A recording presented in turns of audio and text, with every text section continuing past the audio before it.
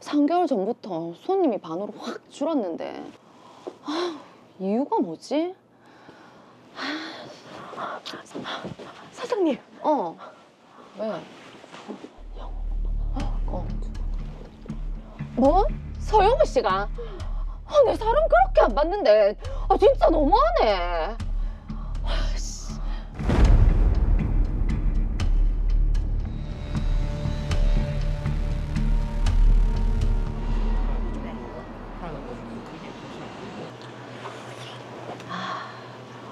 어머니 비법으로 단골 손님들은 유지 중인데 뭔가 요즘 세대 입맛에 맞는 새로운 메뉴 개발이 필요할 것 같은데 어머니 비법인 깊은 맛은 또 잡으면서 뭐가 좋을까?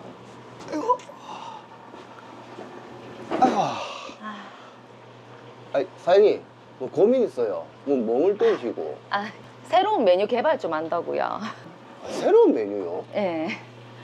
그 어머니 비법을 베이스로 해가지고 요즘 세대 입맛까지 잡을 수 있는 얼큰한 탕.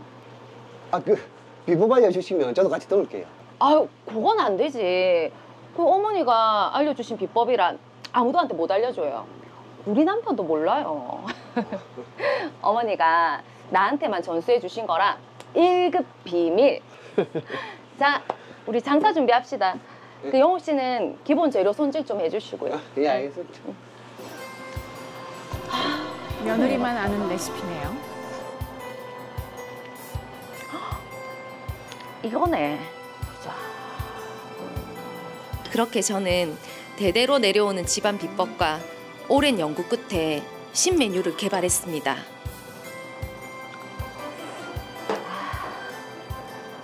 우거지를 더하고 간장 베이스냐 아니면 고추장 베이스냐 둘 다 괜찮은데 어쩌지? 그래, 직원들 상대로 맛 테스트를 해서 더 인기 있는 걸 신메뉴로 하면 되겠네. 오케이. 자, 지금부터 내가 먹여주는 2가지 중에 더 맛있는 걸 골라주시면 됩니다. 예. 네, 일단 그거부터 하시고. 네.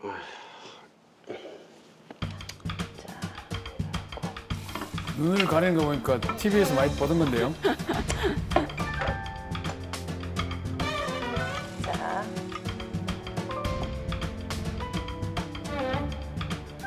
자, 첫 번째 거 맛보시고요.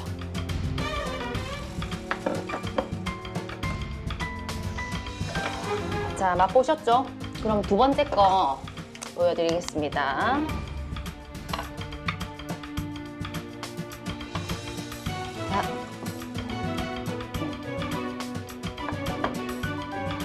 자, 과연 결과는? 뭐지? 이야, 이 재밌는 맛이네. 이 감자탕 맛 나는 것 같으면서도 마라 맛이 나네. 이거 뭐지? 이거. 그렇게 직원들의 테스트를 거쳐 저만의 감자탕을 개발해 손님들에게 내보였습니다. 4인분이요. 예, 알겠습니다. 그리고 신메뉴 반응은 그야말로 대박이었습니다. 사장님, 이 주문 계속 들어오는데. 그래요? 그러면 육수랑 소스 좀 더 끓여야겠네. 제가 도와드릴까요? 아니요, 요거 영업 비밀이라 아직 20인분 넘게 있으니까 제가 후딱 만들어서 올게요. 영호 씨는 요거 여기 담아가지고 한 번 더 끓여서 홀에 좀 내주세요. 예. 그래도 레시피를 철저하게 관리하시네요. 뭐 좀 가르쳐 주면 어때서?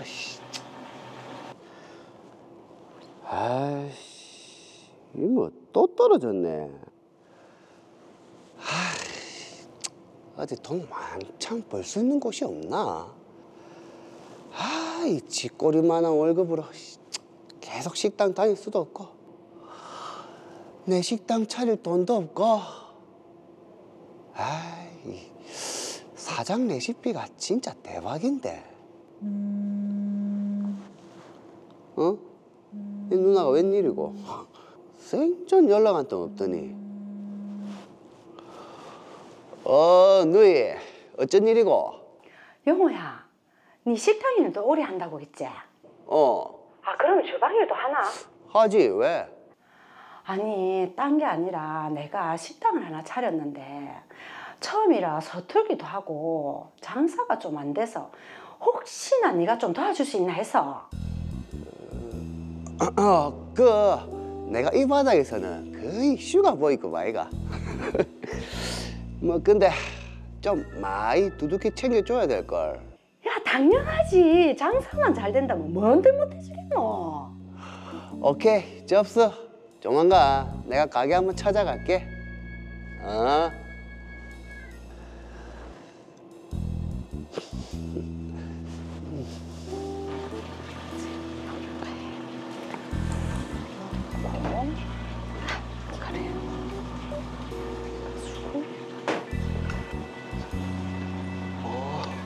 저렇게 만드는구나.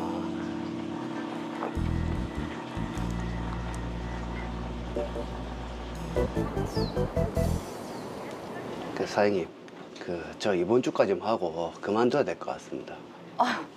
이렇게 갑자기요?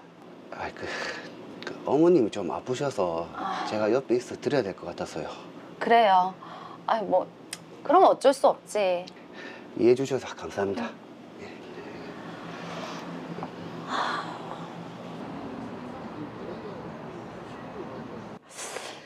시장 조사 좀 해볼까?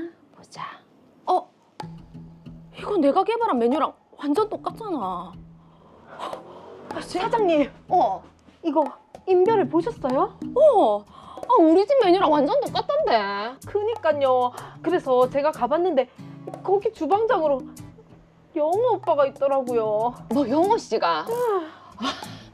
설마 내 레시피 훔쳐다가 똑같이 장사하는 거네.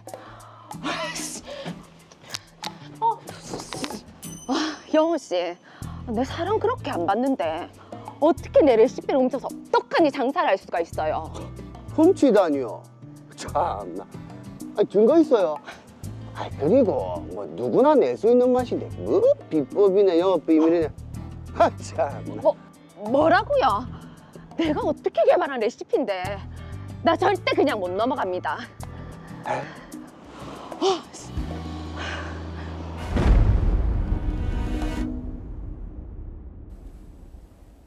네, 지영 씨가 정말 믿었던 전 직원에게 제대로 당했습니다. 사실 이게 특별한 맛집으로 유명세를 타고 나면 이게 비슷한 맛집들이 많이 생겨서 그렇죠. 우리가 원조다 해서 간판에 뭐 원조를 더하기도 하는데, 자, 서경민 변호사님 궁금합니다. 이런 유명 맛집의 레시피도 영업 비밀로 보호받을 수 있나요? 네, 우선 영업비밀의 개념에 대해서 살펴보겠습니다. 영업비밀은 공연히 알려져 있지 않고 독립된 경제적 가치를 가지는 것으로서 상당한 노력에 의해 비밀로 유지된 생산 방법, 판매 방법, 기타 영업활동에 유용한 기술상 또는 경영상의 정보를 말합니다. 네. 이런 특정 정보가 영업비밀에 해당하기 위해서는 3가지 요건을 갖춰야 합니다. 네, 특정 정보가 영업 비밀로 인정되기 위해 필요한 3가지 요건 어떤 겁니까? 네, 첫 번째 비공지성, 그리고 두 번째로 경제적 가치성, 세 번째 비밀 유지성인데요.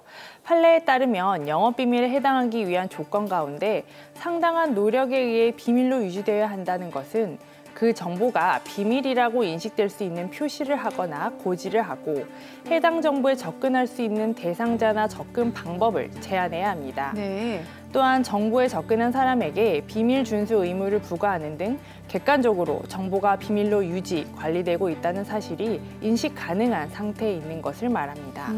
자, 그런 조건을 들어보니까 김지영 씨 같은 경우에는 지금 직원들에게 레시피를 공개하지 않았고 그리고 조리를 할 때도 혼자만의 공간에서 따로 조리를 했거든요. 네. 이 정도 같으면 레시피가 유출될까 봐 어느 정도 노력을 했다고 봐야 되잖아요. 네. 그러면 영업 비밀로 보호가 돼야 되지 않을까요? 네, 그렇습니다. 김지영 씨의 경우에는 시어머니께서 물려주신 비법에 더해 자신만의 독창적인 레시피를 개발했고 해당 레시피를 비밀로서 엄격하게 관리를 해왔습니다. 또한 김지영 씨가 개발한 레시피는 경제적 가치도 있습니다. 네. 따라서 김지영 씨의 레시피는 영업 비밀에 해당한다고 볼 수 있습니다. 자, 그럼 김지영 씨의 레시피가 지금 영업 비밀에 해당한다면 직원인 서영호 씨는 이 영업 비밀을 유출한 거네요? 네, 서영호 씨의 행위는 영업비밀 침해 행위에 해당할 수 있습니다. 부정경쟁 방지 및 영업비밀 보호에 관한 법률 제2조 제3호는 6가지 유형의 영업비밀 침해 행위를 규정하고 있는데요. 이 6가지 유형을 부정취득에 관한 영업비밀 침해 행위와 비밀 유지 의무자의 부정 공개에 관련된 영업비밀 침해 행위 2가지 유형으로 구분할 수 있습니다. 네. 자, 일단 먼저 부정 취득에 관련된 영업 비밀 침해 행위는 어떤 게 있습니까? 네, 우선 절취, 기망, 협박, 기타 부정한 수단으로 영업비밀을 취득하는 행위 또는 그 취득한 영업비밀을 사용하거나 공개하는 행위인데요. 비밀을 유지하면서 특정인에게 알리는 것도 여기에 포함됩니다. 또한 영업비밀에 대해 부정행위가 개입된 사실을 알거나 중대한 과실로 알지 못하고 그 영업비밀을 취득하는 행위 또는 그 취득한 영업비밀을 사용하거나 공개하는 행위도 여기에 포함됩니다. 예. 그러면 영업비밀 침해에 있어서 두 번째 부정 공개 행위와 관련된 침해 행위 어떤 게 있습니까? 네, 계약관계 등에 의해 영업비밀을 비밀로서 유지해야 할 의무자가 부정한 이익을 얻거나 그 영업비밀 보유자에게 손해를 가할 목적으로 그 영업비밀을 사용하거나 공개하는 행위가 대표적입니다. 또한 영업비밀이 부정하게 공개된 사실을 알거나 중대한 과실로 알지 못하고 그 영업비밀을 취득하는 행위 또는 그 취득한 영업비밀을 사용하거나 공개하는 행위도 여기에 해당합니다. 네. 마지막으로 영업비밀을 취득한 후에 그 영업비밀이 부정하게 공개된 사실을 알거나 중대한 과실로 알지 못하고 그 영업비밀을 사용하거나 공개하는 행위도 영업비밀 침해 행위에 포함됩니다. 서영호 씨의 경우 김지영 씨가 비법 육수를 만드는 방법을 몰래 훔쳐보는 등의 부정한 수단으로 영업비밀을 취득했고 네. 이처럼 부정하게 취득한 영업비밀을 직접 또 사용했습니다. 그러므로 서영호 씨의 행위는 영업비밀 침해 행위에 해당하게 됩니다. 자, 어쨌든 영업 비밀을 침해한 서영호 씨, 법적으로 책임을 물을 수 있겠네요. 네, 그렇습니다. 영업비밀 침해 행위에 대해서는 형사적 제재 수단과 민사적 구제 수단이 있습니다. 먼저 형사적 제재 수단으로는 징역형과 벌금이 규정되어 있는데요. 부정경쟁방지법은 부정한 이익을 얻거나 영업비밀 보유자에게 손해를 입힐 목적으로 영업비밀을 취득, 사용하거나 제3자에게 누설하는 행위, 절취, 기망, 협박, 그 밖의 부정한 수단으로 영업비밀을 취득하는 등의 행위를 한 영업비밀 침해자에 대해 10년 이하의 징역 또는 5억 원 이하의 벌금에 처하도록 규정하고 있습니다. 네. 자, 형사적 제재 수단은 그렇고 그럼 민사적 구제 수단에는 어떤 것이 있습니까? 네, 김지영 씨는 서영호 씨와 다른 식당 주인인 차민주 씨를 상대로 침해 행위의 금지나 예방을 구하는 청구를 할 수 있습니다. 영업비밀 보유자는 영업비밀 침해 행위를 하고 있거나 하려고 하는 자에 대해서 그 행위에 의해 영업상의 이익이 침해되거나 침해될 우려가 있을 때 법원에 영업비밀 침해 행위의 금지 또는 예방을 청구할 수 있는데요. 네. 이때 침해 행위를 조성한 물건의 폐기, 침해 행위에 제공된 설비의 제거, 기타 침해 행위의 금지 또는 예방을 위해 필요한 조치를 함께 청구할 수 있습니다. 그리고 또 지금 보면은 이 서영호 씨의 영업 비밀 침해로 인해서 김지영 씨 가게 매출이 뚝 떨어졌습니다. 네. 금액 돈이거든요. 이건 어떻게 보상받을 방법이 없습니까? 네, 손해배상을 청구할 수 있습니다. 영업비밀 보유자는 고의 또는 과실에 의한 영업비밀 침해 행위로 영업상의 이익을 침해받은 경우 침해자에 대해 손해배상을 청구할 수 있는데요. 네. 만약에 침해 행위로 영업상 비밀 보유자의 영업상 신용이 실추된 경우라면 손해배상과 함께 영업상의 신용 회복을 위해 필요한 조치를 청구할 수 있습니다. 네. 자, 정말 집안에 대대로 내려오는 레시피에 김지영 씨가 각고의 노력 끝에 개발한 레시피인데 정말 빠른 시간 안에 민사적 또 형사적 조치를 취하셔야 되겠네요. 야, 근데 이게 지금 사후적인 조치잖아요. 네네. 사전에 이렇게 힘들게 개발한 레시피라면 특허를 냈으면 어땠을까라는 생각이 드는데 근데 지금 그 보통 일반적인 어떤 그 특이한 음식은 특허 낸 것들도 있거든요. 만약에 이게 특허권과 영업 비밀로 보호받는 거 이 두 가지 중에서 어떤 게 더 좋을까요? 궁금합니다. 네. 이게 굉장히 중요한 부분입니다. 우선 특허 제도는 특허의 대상이 되는 기술의 공개를 전제로 일정한 기간 동안 독점 배타적인 특허권을 부여하는 건데요. 특허권자는 특허권 존속 기간인 20년 동안 독점 배타적으로 특허권을 행사할 수 있습니다. 네. 그리고 침해자에 대해서는 민형사적으로 강력한 구제 수단을 확보할 수도 있습니다.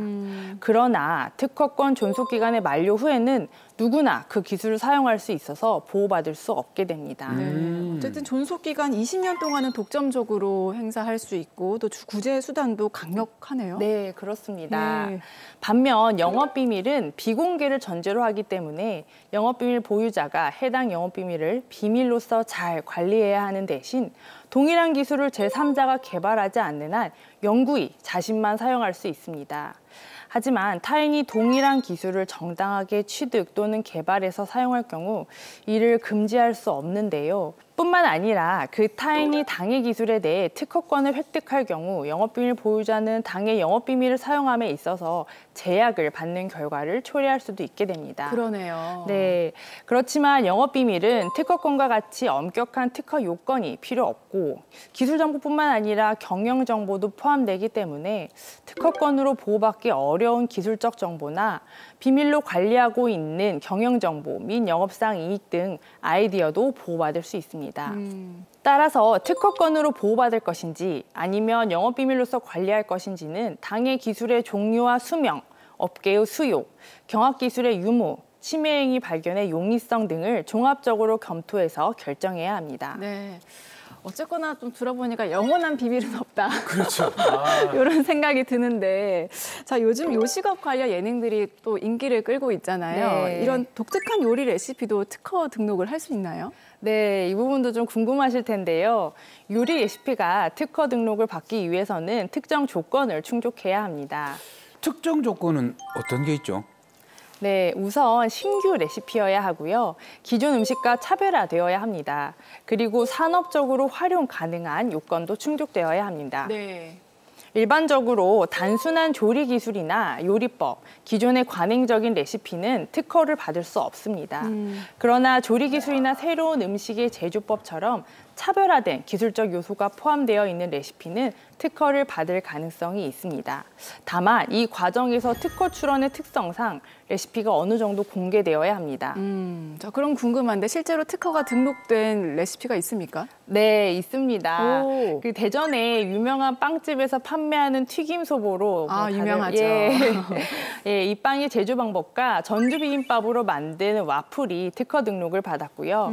식음료를 판매하는 기업들에서는 독창적인 재료가 포함된 식음료의 제조 방법을 특허 등록해서 보호받기도 합니다. 네.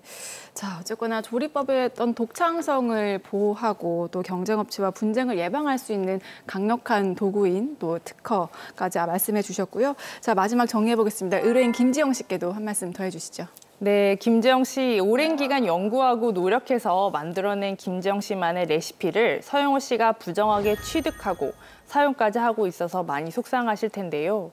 레시피도 영업비밀의 요건을 충족하는 경우 충분히 법적으로 보호받을 수 있고 침해 행위를 한 서영호 씨를 상대로 형사고소, 민사상 영업비밀 침해 금지 가처분, 손해배상 청구 등 여러 법적 조치를 취할 수 있습니다. 법률 전문가의 상담을 받고 적극적으로 대응해 보시기 바랍니다.